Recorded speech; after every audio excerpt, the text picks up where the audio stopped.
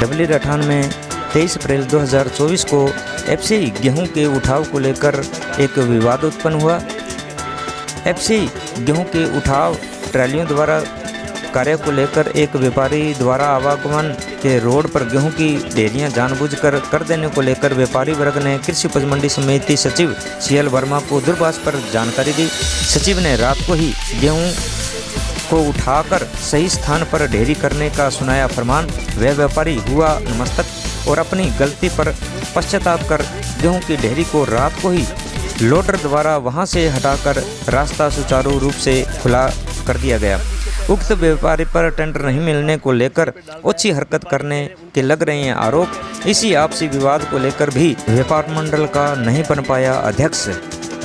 24 अप्रैल सुबह 10 बजे के करीब कामरेड रामेश्वर लाल वर्मा ने किया व्यापारी में सुलह कराने के प्रयास, लेकिन कुछ व्यापारी वर्ग उसकी इस हरकत से काफ़ी है नाराज।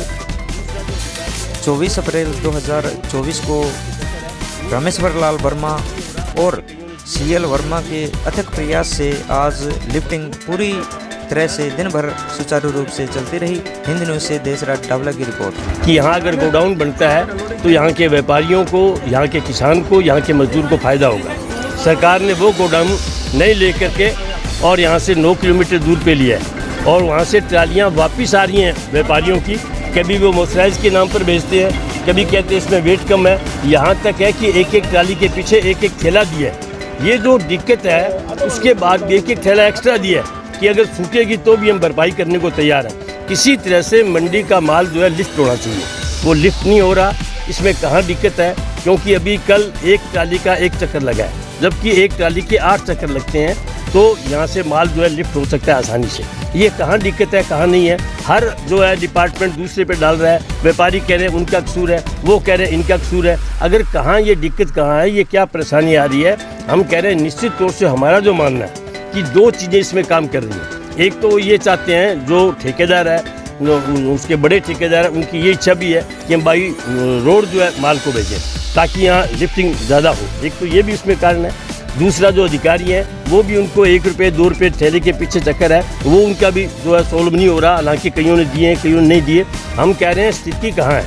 मजदूर खाली बैठा है। कल जो मजदूर जो यहाँ जिन्होंने लिफ्टिंग जो है यहाँ से की है, उनके 60 रुपये 70 रुपये मजदूरी आई है। वो ये सीज़न के टाइम अगर मजदूर को ये मजदूरी मिलेगी, ट्राली का जो है वो ट्राली जिसकी है वो यहाँ खाली बैठा रहेगा, एक एक चक्कर लगा के क्या उसका भरपाई होगी?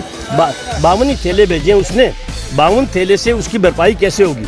उसका तेल का खर्चा है, उसका खर्चा है ट्रैक्टर का, ये कहाँ हो रहा है? और भी मौसम इतना ख़राब है, कभी भी बरसात हो सकती है। ये किसानों की जो फसलें खुलेआम पड़ी हैं, सारी फसलें बर्बाद हो जाएंगी। इसलिए हमारा ये कहना है कि इस समस्या को तुरंत हल किया जाए और इसकी लिफ्टिंग की जाए। ये बहाने जो तलाश रहे हैं कतई तौर पे गलत है, कोई भी बहाना सही नहीं है। इसलिए बहाने इन्होंने जानबूझ के किए हैं। हम ये कह रहे हैं कि यहाँ हमारे व्यापारी भाई भी खड़े हैं, वो भी परेशान है, मजदूर भी परेशान है, किसान की तो बुरी हालत है ही।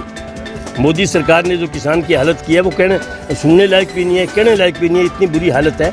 इन परिस्थितियों में केंद्र सरकार की जिम्मेदारी है, यहाँ के जिलाधीश महोदय की जिम्मेदारी है और FCI के जो यहाँ के डिपो मैनेजर है उनको कहना है ये पैसे का चक्कर छोड़ो, आप किसानों को बचाओ। आप तो हमारा ये निवेदन है। एक ही व्यापारी है जिसका बार बार नाम आ रहा है सर, एक व्यापारी जो बार बार रास्ता रोक रहा है, इसके संबंध में आप क्या कहेंगे सर? देखो, ये हमारे सामने ऐसी कोई बात नहीं है कि एक ही व्यापारी ने रास्ता रोका है।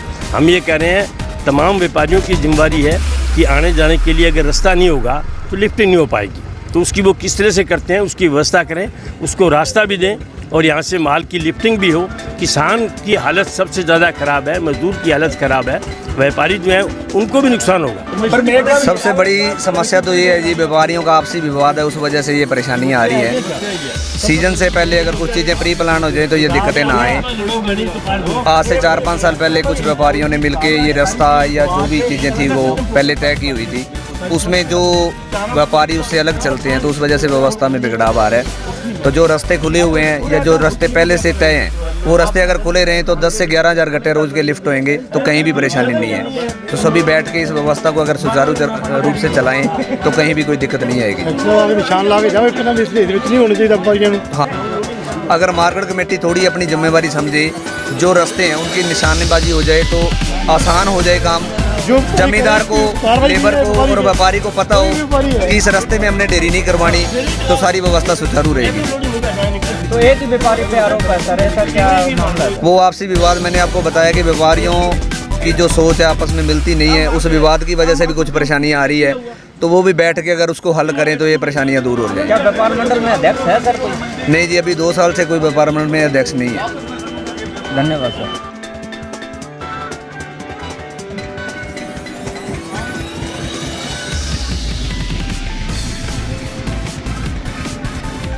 ਮੰਡੀ ਆਹ ਡਬਲੀ ਕੰਮ ਕਰਦੇ ਆ। ਕਈ ਸੇਠ ਕਹਿੰਦੇ ਆ ਸਾਰੇ ਗੱਟਾਂ ਦੇ ਹੱਥ ਮਾਰਨਾ ਚਾਹੀਦਾ, ਤੀਜੀ ਪਾਰਟੀ 2 ਪਾਰਟੀ ਚੱਕਣੀ ਸਾਡੇ। ਇੱਕ ਤਾਂ ਇਹ ਮਹਾਂਵੀਰ, ਇੱਕ ਆ ਜੀ ਆਪਣੇ ਰਕੇਸ਼ ਜੀ। ਆਹ ਇਹ ਗੱਲ ਸਾਨੂੰ ਟੋਕਿਆ ਨੇ 20 ਵੇਲੇ 4 ਗੱਟੇ ਆਂਦਾ ਰਾਜੂ ਹੈ, ਇਹਨੇ ਗੱਲ ਕਿਹਾ ਸਾਨੂੰ ਕਿ ਗੱਟੇ ਸਾਡੇ 2 ਐ ਪਾਓ 2 ਐ ਪਾਓ, ਬਦਲ ਕੇ ਪਾਓ।